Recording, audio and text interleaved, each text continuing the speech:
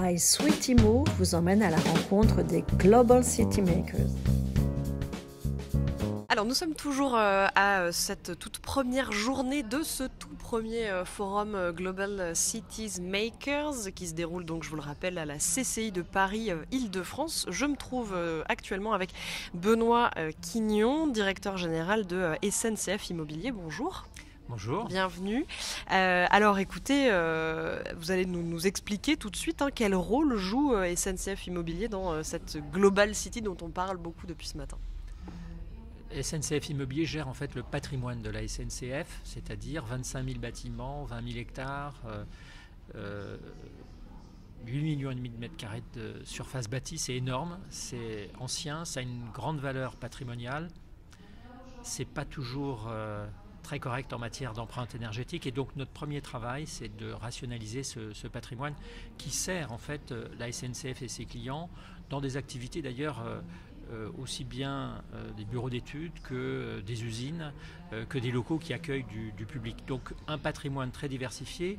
Notre première mission, c'est de le rationaliser, de le rendre plus accessible, de préserver sa sécurité et donc à la fin des fins, d'en réduire l'empreinte, à la fois pour faire des économies, bien sûr, on est une entreprise, mais aussi parce que ça va nous permettre d'exercer notre deuxième métier à SNCF Immobilier, qui est de construire la ville. Et là, on se retrouve au cœur des débats de ce jour, puisque nous sommes non seulement ceux qui réhabilitons un patrimoine magnifique, mais aussi ceux qui créons un nouveau patrimoine au travers d'opérations d'aménagement. Une trentaine d'opérations en France et bien sûr des opérations majeures, emblématiques dans Paris intramuros. Et alors là, pour l'instant, quel est le ratio entre ce qui a déjà été rénové, ce qui reste encore à faire? J'imagine qu'il reste plus de choses à faire. Le chemin est encore très très long, nous en avons encore pour 5, 10 ou 15 ans. Nous avons repris cette fonction centralisée de gestion immobilière et d'optimisation il y a maintenant 4 ans, et donc nous sommes engagés dans un travail de recensement, d'évaluation, de structuration au travers de schémas directeurs immobiliers, et donc nous réalisons nos premières opérations.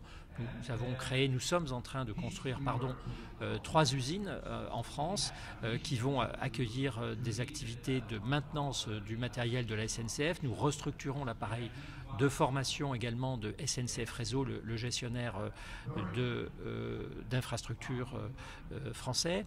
Et puis nous avons des dizaines et des dizaines de chantiers sur tout le territoire français. Et puis ce que nous faisons dans le domaine de la création du nouveau patrimoine urbain de notre pays, c'est donc une trentaine d'opérations. Certaines sont en voie d'achèvement. Je pense à Chapelle Internationale dans le nord de Paris, qui va accueillir à l'été ses premiers habitants, mais aussi des entreprises, mais aussi un centre de logistique urbaine qui va être opéré par la Sogaris. Donc nous sommes vraiment dans la fabrication d'une ville qui va être beaucoup plus inclusive, beaucoup plus économe en carbone et en émissions de gaz à effet de serre, avec des technologies tout à fait intéressantes et innovantes. Alors moi j'avais entendu parler aussi d'anciens bâtiments de la SNCF qui servaient notamment à l'agriculture urbaine. C'est aussi quelque chose dans lequel vers quoi vous vous tournez, on va dire, aujourd'hui.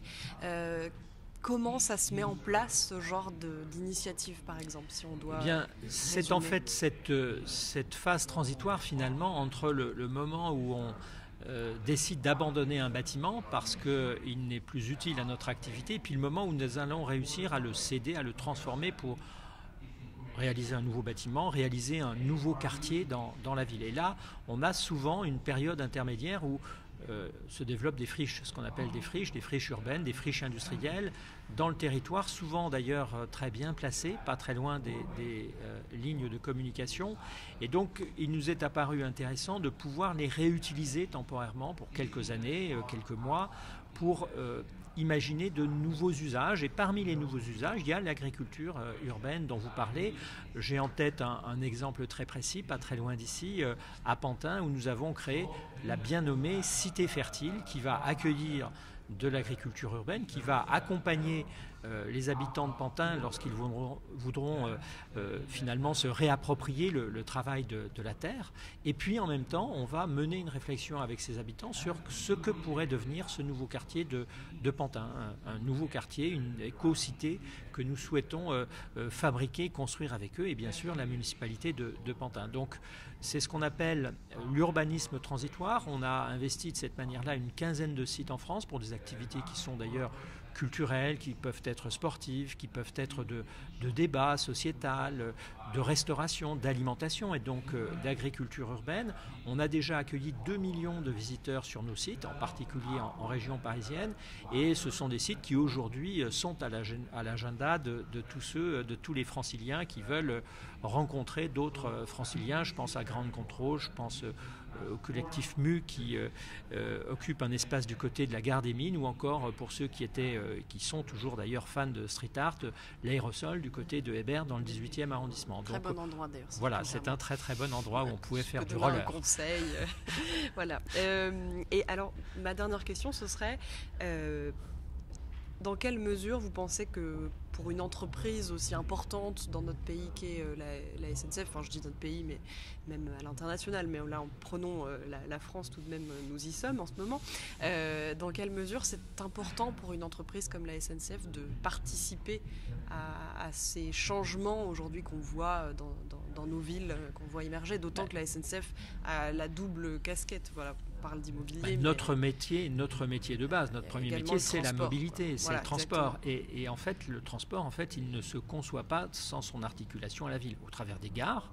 C'est Gares et Connexions qui s'en occupent, mais au travers des quartiers de gare et au travers, je dirais, des emprises ferroviaires qui sont gigantesques dans notre pays.